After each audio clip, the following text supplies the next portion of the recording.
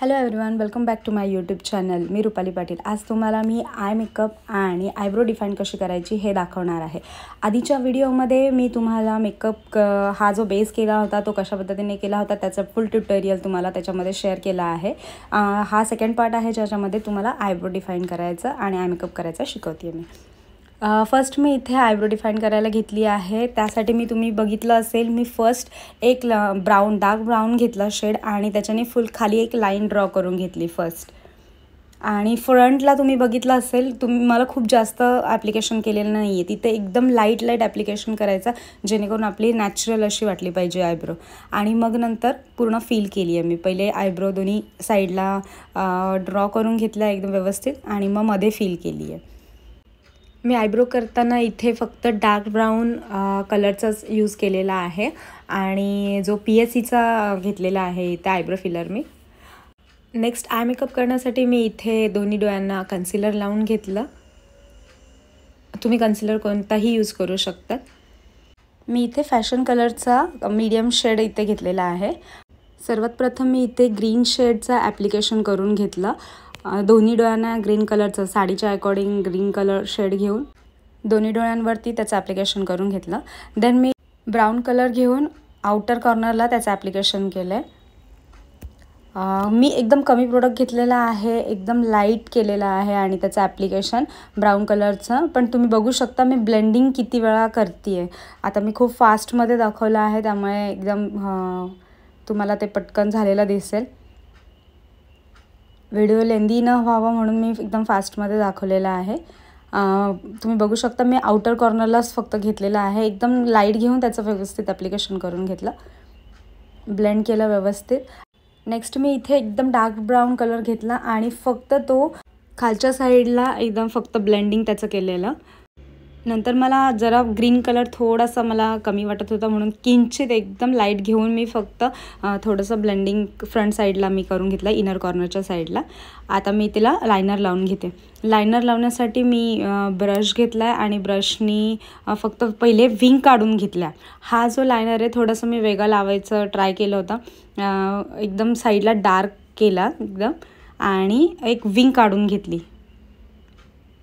आणि ब्रशनी जेवढं आपण लावतो त्यापेक्षा ब्रशच्यापेक्षा मला जे नॉर्मल आपले लायनर्स असतात त्यांनी मला लायनर काढायला जास्त आवडतं. कारण त्याचे ब्रश असतात त्याचे खूप बारीक असतात आणि त्याच्याने मला खूप जास्त चांगलं मला आवडतं काढायला. सो मी इथे घेतलं आणि नंतर मी जस्ट स्मच करून घेतलं. तिथे थोडंसं स्मच केलं आणि मग पूर्ण लायनर आहे त्याचं कंप्लीट केलं होतं. मी हे थोडंसं कट करून दाखवलेलं आहे त्या साईडने म्हणून तुम्हाला ते व्यवस्थित दिसत नाही, पण मी या साईडच्या आय मेकअपला तुम्हाला दाखवते. आणि मध्ये जो आय बॉलला मी गोल्डन कलरचा जो शिमर आहे तो इथे ॲप्लिकेशन केलेला आहे.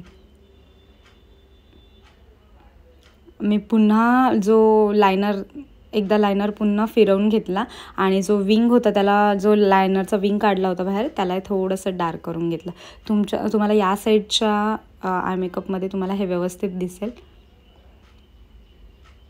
मी कशा पद्धतीने केलं आहे ते. आणि हे हा शिमर जो आहे गोल्डन कलरचा तो ब्रशच्या पेक्षा फिंगरनी खूप जास्त लावलेला मला आवडतो.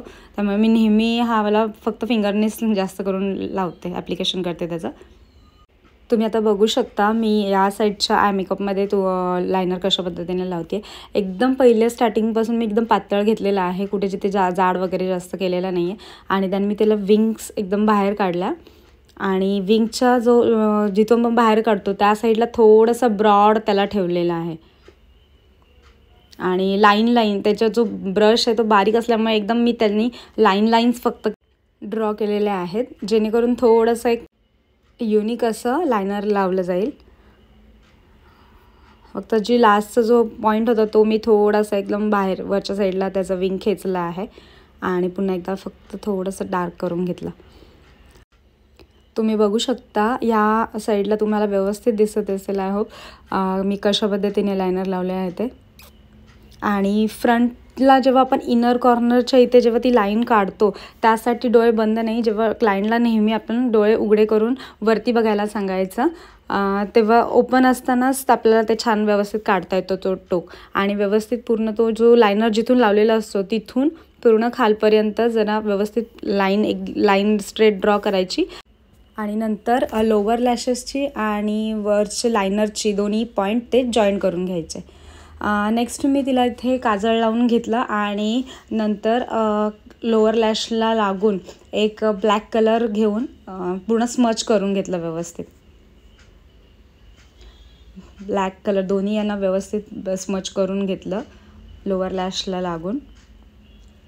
आणि ते झाल्यानंतर मी सेम बारीक ब्रशनेच ग्रीन कलर जो वरती ॲप्लिकेशन आपण केला होता साडीच्या अकॉर्डिंग तोच वाला ग्रीन शेड घेऊन एकदम लाईट ब्लॅक कलर जिथे लावलं त्याच्या खालच्या साईडला थोडंसं अजून स्मच केलं ब्लॅक आणि त्याच्यामध्ये हे ॲड करून व्यवस्थित स्मच करून घेतलं. जेव्हा आपण हे स्मच करतो ना तेव्हा क्लायंटला नेहमी ना वरती बघायला सांगायचं जेणेकरून त्यांना ते बरं पडेल, नाही तर मग ते डोळेसारखे ब्लिंक होत राहतात. आणि जर वरती बघत असेल तर आपल्यालाही ब्लेंडिंग करायला व्यवस्थित जमतं. नेक्स्ट मी ते मस्करा लावून घेतला आणि ऑफ कॅमेरा मी तिचे लॅशेस पण लावून घेतले. त्यानंतर आता मी तुमच्यासमोर तिचा जो फायनल आय मेकअप आहे तो ज्वेलरी वगैरे घालून तुम्हाला दाखवते आहे फायनल लुक. जर तुम्हाला हा आय मेकअप आवडला असेल तर नक्की लाईक करा, शेअर करा आणि माझ्या चॅनलवर नवीन असेल तर सबस्क्राईब करायला विसरू नका.